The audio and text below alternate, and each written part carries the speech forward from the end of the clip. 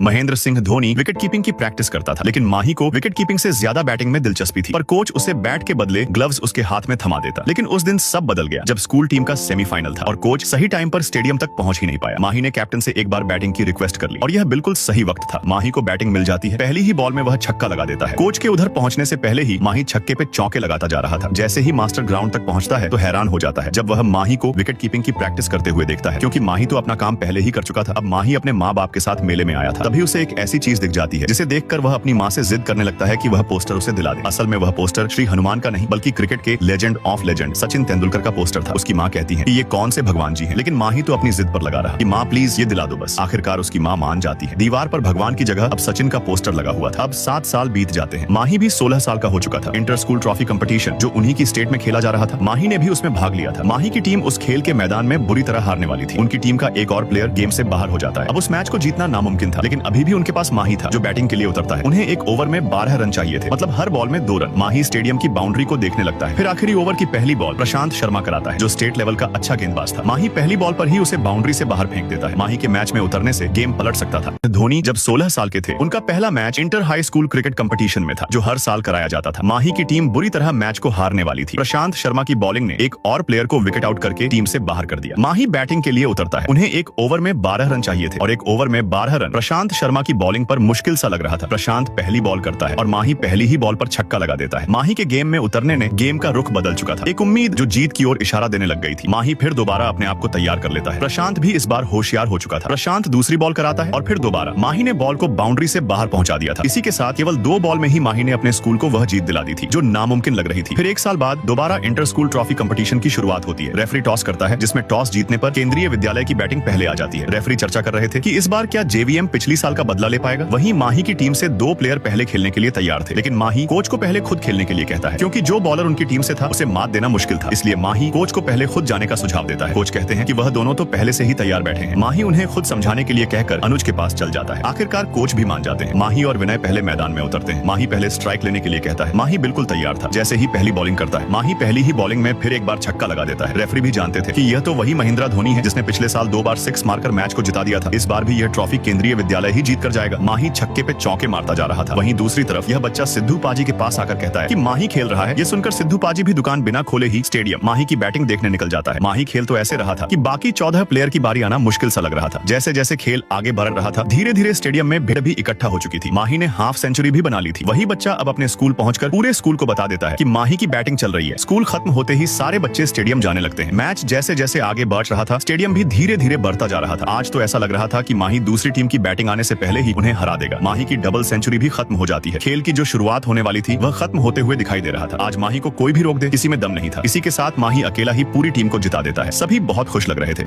माही ने second state cricket tournament को लगातार 2 सेंचुरी मारकर जिता दिया और उन सभी को साबित कर दिया था कि जो वो कर सकता है वो कोई और कर ही नहीं पाएगा। वहीं मैच जीतने के बाद परम सोम चाचा को फोन लगा देता है। असल में परम माही का सबसे अच्छा दोस्त था जो उसकी काबिलियत को अच्छे से जानता था। वह चाहता था कि माही इंडिया के लिए खेले, इसलिए वह चाचा से क्रिकेट टूर्नामेंट की स्पॉन्सरशिप मांगता है। वह सब बता देता है कि माही ने स्टेट टूर्नामेंट में 150 बॉल पर 213 बनाए हैं, केवल एक दिन में, जो अच्छे अच्छे प्लेयर भी मेहनत करके हासिल नहीं कर पाते। माही को अगर वह आगे खेलने देंगे तो वह भारत का नाम रोशन करेगा, लेकिन चाचा मना करते हैं। पर उससे पहले ही परम फोन काट देता है। 2 साल बीत जाते हैं, लेकिन अभी तक इंडिया 1983 के बाद वर्ल्ड कप जीत ही नहीं पाई। वहीं माही भी अब 18 साल का हो गया था, लेकिन अभी भी उसके 12वीं के पेपर चल रहे थे। अंडर 19 क्रिकेट टूर्नामेंट ट्रायल भी उसके पेपर के समय पर ही था। माही के पिता उससे उसके पेपर की तैयारी के बारे में पूछते हैं, लेकिन माही उन्हें कहता है कि हाँ वह कर रहा है, लेकिन वह अपने पिता को समझा रहा था कि अगर वह अपने एग्जाम को कैसे भी 10 बजे तक खत्म करके 11 बजे की ट्रेन लेकर ग्राउंड तक पहुंच जाए तो सब कुछ मैनेज हो जाएगा। उसके पिता उससे पूछते हैं कि 3 घंटे का पेपर 2.5 घंटे में कैसे हो सकता है। माही बोलता है पास होने लायक तो हो जाएगा। माही की माँ माही के पिता को शांत रहने के लिए कहती है कि वह देख लेगा, आप चिंता मत करो। अब वह दिन आ गया था जिस दिन उसका एग्जाम और ट्रायल एक ही दिन में था। माही पेपर को जल्दी खत्म करके स्कूल से निकल जाता है। फिर अपने दोस्तों के साथ स्टेशन के लिए निकल गया था। समय पर वह ट्रेन में बैठ जाता है और ड्रेस चेंज करके ट्रायल स्टेडियम तक पहुंच गया था। वहीं परम भी चाचा को समझा रहा था, माही बहुत अच्छा खेलता है, तुम एक बार उसको स्पॉन्सरशिप दिला दो। असल में चाचा की क्रिकेट में बहुत जान पहचान थी, जिस वजह से वह किसी भी नए प्लेयर को क्रिकेट में मौजूदगी दिला सकते थे। परम कहता है कि चाचा अगर आपने इस बार मना कर दिया तो इस बार भारत को हारते देख आप ही जिम्मेदार होंगे। चाचा भी मान जाते हैं। आखिरकार माही को वो स्पॉन्सरशिप मिल चुकी थी जिसका वह इंतजार कर रहा था। माही फिर पेपर को सही समय पर खत्म करके टाइम पर क्लास से निकल जाता है। ट्रेन को सही समय पर पकड़ता है, फिर स्टेडियम तक पहुंच जाता है। यही वह बार बार करता। महेंद्र सिंह धोनी के नंबर 1 बैट्समैन बनने से पहले उनका सफर आसान नहीं था। माही का पहला ट्रायल जो 12वीं के एग्जाम के दिन था। माही अपना पेपर केवल पास होने लायक खत्म करके स्कूल से आधे घंटे पहले ही निकल जाता। बाहर माही के दोस्त इंतजार करते, जिसके साथ वह स्टेशन तक पहुंचकर ड्रेस चेंज करके ट्रायल ग्राउंड तक पहुंच जाता था। माही अपने खेल के साथ साथ क्रिकेट पर भी ध्यान देते थे। आखिरकार उनको स्पॉन्सरशिप मिल जाती है। माही यह बार बार करता, पेपर को सही समय पर पूरा करके स्टेडियम तक टाइम पर पहुंच जाता। माही के खेलने की वजह से उन्हें बहुत लोग अच्छे से जानने लग गए थे। माही का यह सफर अभी खत्म नहीं हुआ था। ये तो केवल शुरुआत थी जो माही को उस मैदान तक पहुंचाने में मदद कर रही थी जो भारत को वर्ल्ड कप जिताने वाला था। माही ट्रायल के बाद आराम करता क्योंकि उसे वक्त नहीं मिल पाता था। फिर अगले एग्जाम की तैयारी के बाद दूसरा पेपर भी देना होता। माही अपने एग्जाम के साथ साथ क्रिकेट को भी अच्छे से मैनेज कर रहा था। इतना प्रेशर होने के बाद भी माही की बैटिंग दिन ब दिन और अच्छी होती जा रही थी। वहीं माही की क्रिकेट प्रैक्टिस चल रही थी। तभी संतोष उसता है जिससे वह प्यार करता था। माही विजेंद्र को उस आखिरी बॉल में संतोष को विकेट आउट करने के लिए कहता है, लेकिन ऋतु बालकनी से संतोष को ही देख रही थी। तभी विजेंद्र वह आखिरी बॉल कराता है। संतोष उस बॉल को सीधा ऋतु के पास पहुंचा देता है। सभी संतोष का यह शॉट देखकर खुश हो जाते हैं। माही भी समझ चुका था कि संतोष ऋतु से प्यार करता है, लेकिन जो बैटिंग संतोष ने की थी माही उसे दिमाग से निकाल नहीं पा रहा था। आखिरकार माही संतोष से पूछ लेता है कि यह शॉट कहां से सीखा। माही उसे वह शॉट सिखाने के लिए कहता है। वह शॉट आगे जाके माही का हेलीकॉप्टर शॉट नाम से मशहूर होने वाला था। लेकिन तभी माही का दोस्त उधर आ जाता है। वह कहता है कि तुम्हारे पिताजी कब से तुम्हें ढूंढ रहे हैं। माही पूछता है क्या हो गया, लेकिन उसे कुछ पता नहीं था। माही जैसे ही घर पहुंचता है वह पूछता है कि जी पिताजी क्या हुआ, लेकिन उसके पिता कहते हैं कि उन्होंने तो उसे बुलाया ही नहीं। माही किचन से पानी पीने जाता है। तभी वह वापस कमरे में आकर देखता है तो उसके सामने वही क्रिकेट कॉम्बो किट रखी हुई थी जिसका वह महीनों से इंतजार कर रहा था। माही बैग से वह बैट निकाल कर देखता है तो हैरान हो जाता है। माही के पिता उसे बताते हैं कि तुम्हें कोल फील्ड ज्वाइन करने का इन्विटेशन आया है और हर महीने 1500 रुपए का स्टाइपेंड भी मिलेगा। माही यह सुनकर सीधा घर से बाहर निकल जाता है और परम पाजी की दुकान पर पहुंच गया था। माही परम को बता देता है कि उसका बैग आ चुका है। असल में परम ही वह दोस्त था जो माही के साथ आखिर तक रहा, इसलिए माही सबसे पहले उसे बताना चाहता था। अगर परम नहीं होता तो उसे वह स्पॉन्सरशिप कभी नहीं मिल पाती,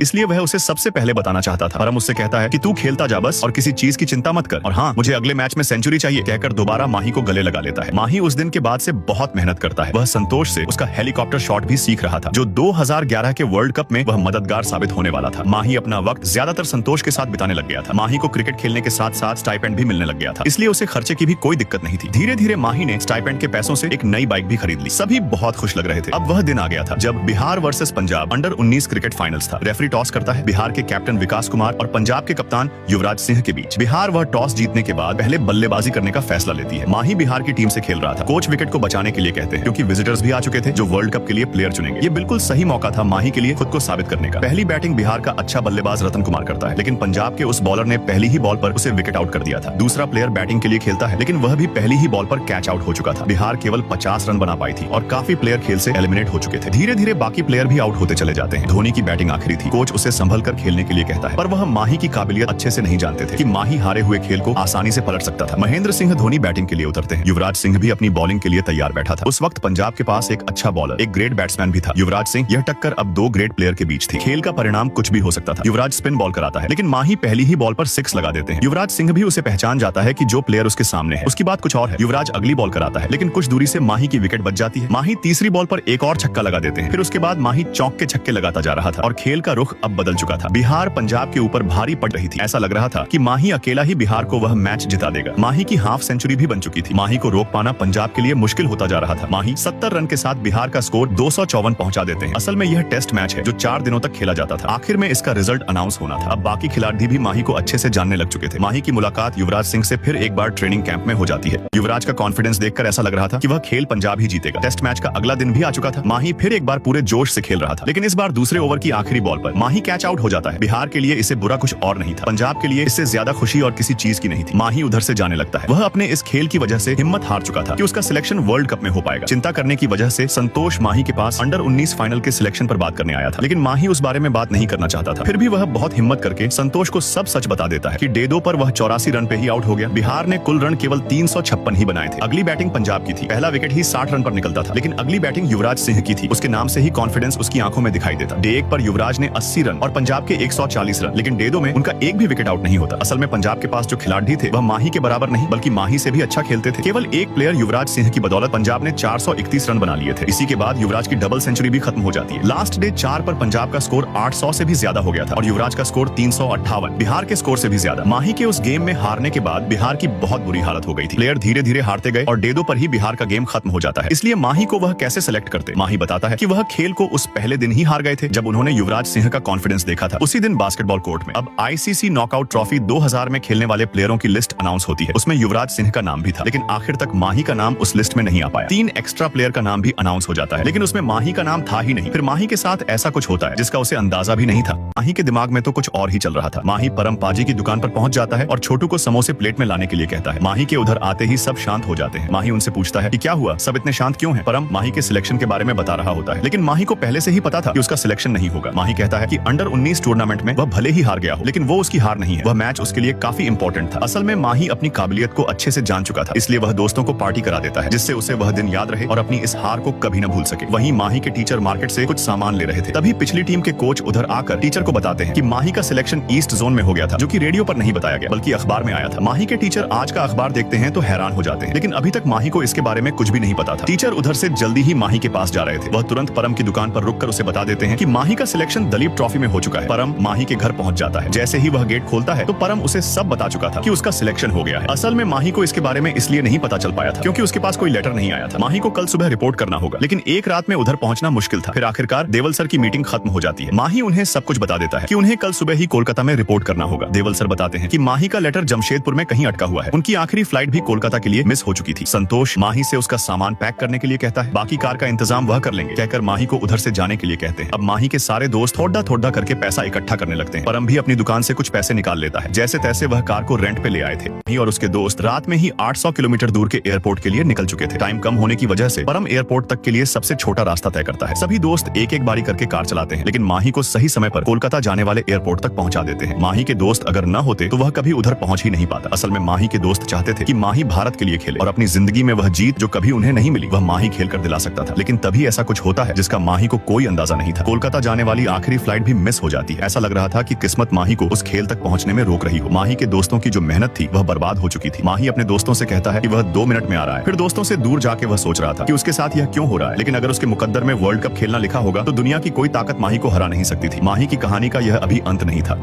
माही का सिलेक्शन दलीप ट्रॉफी में हो चुका था। जैसे तैसे वह आखिरी एयरपोर्ट तक पहुंच जाते हैं, लेकिन उस चीज ने माही को हैरान कर दिया जब पता चलता है कि कोलकाता जाने वाली आखिरी फ्लाइट भी मिस हो चुकी थी। ऐसा लग रहा था कि माही को वर्ल्ड कप में सिलेक्शन होने में अभी देर थी, इसलिए कोई चीज माही को उधर तक पहुंचने से रोक रही थी। माही का सफर अभी खत्म नहीं हुआ था, ये तो केवल शुरुआत थी। वहीं रेलवे मैनेजर A.K. सर ने माही का नाम उस न्यूज़पेपर में देखकर रेलवे के एक टीटी से बात करते हैं। वह माही को रेलवे की ओर से स्पोर्ट्स कोटा में टीटी की जॉब ऑफर करने के लिए कहते हैं। असल में वह रेलवे स्टेशन बोंडा मुंडा रेलवे स्टेशन था। ये ओडिशा में मौजूद था। वहाँ की हालत ऐसी थी कि कोई उधर काम कर पाए। वह टीटी पहली पोस्टिंग में उधर काम कर चुका था, इसलिए अब A.K. सर चाहते थे कि माही को वह जॉब मिले। दलीप ट्रॉफी की फ्लाइट मिस होने के बाद कुछ दिन बीत चुके थे। तभी चिट्टू माही के पास आ जाता है। वह कहता है कि माही जल्दी चलो, तुम्हारे पिताजी तुम्हें ढूंढ रहे थे। असल में माही को अभी तक कोई अंदाजा नहीं था। जैसे ही माही घर पहुंचता है तो सभी एक जगह इकट्ठा होकर माही का इंतजार कर रहे थे। माही का रेलवेज की तरफ से टीटी का इन्विटेशन आ चुका था। असल में A.K. सर को साउथ ईस्टर्न रेलवेज के लिए एक अच्छा बैट्समैन चाहिए था। माही के ऊपर उनकी नजर बहुत दिनों से थी। माही के अलावा सभी खुश लग रहे थे। माही को गवर्नमेंट सैलरी और फैसिलिटीज भी ऑफर की जाएंगी। सबसे ज्यादा माही के पिताजी माही के लिए खुश थे। माही की बहन माही के दिल की हर बात अच्छे से जानती थी। वह माही से कहती है कि अगर मन नहीं है तो मना कर देते। माही कहता है कि तुमने पिताजी को देखा ना, वह बहुत खुश लग रहे थे, मैं कैसे मना करता। और अब पिताजी की उम्र भी हो चुकी थी। घर का खर्च चलाने के लिए माही को वह जॉब करनी ही होगी। उस समय और कोई रास्ता भी नहीं था। माही अपनी बहन से पूछता है कि तुम्हें क्या महसूस होता है, हमारी लाइफ में कुछ हो भी पाएगा या नहीं। माही की बहन अपने भाई को समझा रही थी कि तुम देखना, एक दिन तुम्हारी सारी इच्छाएं पूरी हो जाएंगी और तुम्हें कोई नहीं रोक पाएगा। माही अपनी बहन की बातें सुनकर हंस जाता है और उसे गले लगा लेता है। अब माही का ट्रायल था। सर खुद बॉलिंग करके माही का सिलेक्शन करेंगे। वह अच्छे से तैयार थे। माही भी सही टाइम पर उधर पहुंचकर रिपोर्ट करता। सर भी तैयार थे अपनी इस जवानी में बॉलिंग कराने के लिए। माही भी अपनी पोजीशन ले चुका था और पहली ही बॉल नो बॉल करा देता है। फिर अगली बॉल भी पहली बॉल की तरह करा रहा था। माही की शक्ल देखकर वह कहते हैं कि ज्यादा फास्ट है क्या, स्लो डालना है। लेकिन माही कहता है कि ठीक है सर, कोई दिक्कत नहीं है। फिर तीसरी बॉल पर माही उस बॉल को बाउंड्री से बाहर पहुंचा देता है। बॉल दिखाई भी नहीं देती। ऐसे करते करते माही की काबिलियत सर अच्छे से जान चुके थे। इसके बाद तो माही हर बॉल पर यही कर रहा था। सर चाहे जैसी भी बॉल करा ले, माही के लिए वह बहुत ही आसान थी। हर बार बॉल बैट को छूकर आसमान में गायब हो जाती थी। वह टीटी माही से आउट होने के लिए कहता है अगर वह खुद से आउट नहीं हुआ तो सर दुनिया से आउट हो जाएंगे। लेकिन सर की हवा टाइट होते हुए दिख रही थी कि बैटिंग रुकना नामुमकिन था। अब सर के भी पसीने छूटना शुरू हो चुका था, लेकिन माही विकेट आउट नहीं होता। माही की बैटिंग से सर भी इंप्रेस हो जाते हैं और आखिरकार माही का रेलवेज में सिलेक्शन हो चुका था। असल में माही को अपनी ड्यूटी के बाद उधर आकर सर के साथ खेलना जरूरी था। मैनेजर का स्टाफ माही को उसके अपार्टमेंट तक पहुंचा देता है। वह माही को उसका फ्लैट अच्छे से दिखा रहा था। असल में उस छोटे से अपार्टमेंट में 3 लोगों के साथ माही को रहना था जो वही टीटी की जॉब करते थे। मैनेजर का स्टाफ माही की तारीफ करते हुए उसकी मुलाकात करा देता है। अगले दिन से माही की जॉब भी स्टार्ट हो चुकी थी। रेलवे के कर्मचारी कर्मचारी जो माही से सीनियर थे वह माही को उसकी ड्यूटी समझा देते हैं, लेकिन वह सब याद रखने में माही को पहले पहले दिक्कत होने लगती है। जैसे ही माही को ट्रेन चलने की आवाज सुनाई देती, वह जल्दी ही लेटर पर दिए गए नाम के सामने कर्मचारियों का साइन कराने निकल जाता है, लेकिन वह ट्रेन भी निकल चुकी थी। माही को कुछ अच्छे से समझ नहीं आ रहा था। शेखर सर AK सर के पास जाते हैं। AK सर उनसे माही की परफॉर्मेंस के बारे में पूछ रहे थे। शेखर बताता है कि माही ने पहले दिन ही एक ट्रेन को मिस कर दिया, लेकिन वह जल्दी ही सीख जाएगा। सर कहते हैं माही का ध्यान अच्छे से रखना, वह स्पेशल है। शेखर सर पूछते हैं कि उसमें ऐसा स्पेशल क्या है। सर बताते हैं कि तुम अभी भी क्रिकेट खेलते हो क्या? शेखर कहता है नहीं, लेकिन कभी कभी खेल लेता हूँ। सर कहते हैं माही के साथ क्रिकेट खेलना, तुम समझ जाओगे कि वो स्पेशल क्यों है।